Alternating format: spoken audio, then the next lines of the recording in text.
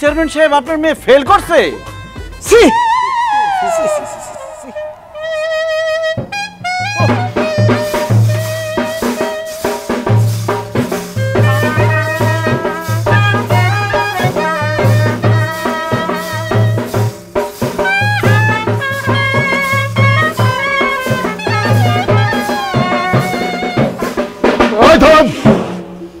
আপনারা ও ফেল করলো আমার মেয়ে, ও আমার আশা পূরণ করতে পারে নাই, কিন্তু আমি ওর বাবা, বাবা মায়ের দুঃখ কষ্ট সন্তানরা বুঝতে চায় না। আমি চাই না আমার মেয়ে বুঝুক আমি কষ্ট পাইছি। আপনারা জান আমার অনেক ইচ্ছা ছিল